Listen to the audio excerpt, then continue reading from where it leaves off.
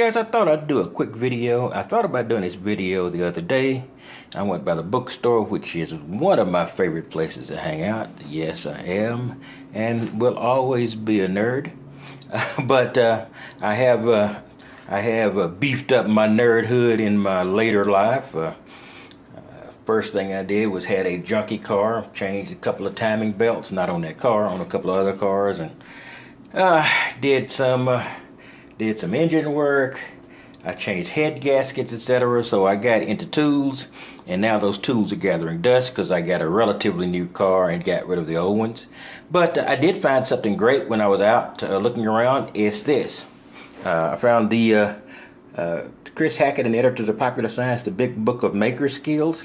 I thought I would give it my wholehearted approval just on the fact that when I looked at it, and I always think when somebody uses the term maker, they're talking about foam board and hot glue, etc. And this is a really big time tool and usage book. It does get into electronic components and their structure, which I also enjoy.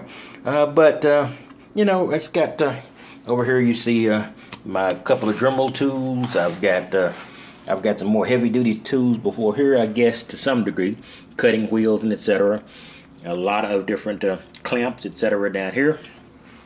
So my stuff is always ran toward the slightly more noisy and slightly more heavy metal stuff. A little desk grinder over there, very cheap little things. This is a little corner in my apartment. I don't use it very often. I have to make sure the lady downstairs isn't around when I do crank up anything that is very loud, because I am a good neighbor. But I thought I would give you a quick look at this, and this book is great. Now, it tells you about hole saws and a lot of other things. And you may not need that knowledge, but occasionally when you can't do the things you want to do because of space or time, it's just nice to read about it and get your willpower up for the time when you will. When I'm out and got in the garage again, because I did long commutes most of my professional career, and I will not be driving an hour and a half to 2 hours across town to do my work. So if my job moves, I move for the time being. But I'm not exactly a spring chicken, so pretty soon I'm going to sit down and roost. And when I do that, it's just nice to get a little what do you call it? A little second hand or third hand, living vicariously a little bit as a break. And who knows, I might even learn something. All right, guys, thought I would give you a quick rundown here.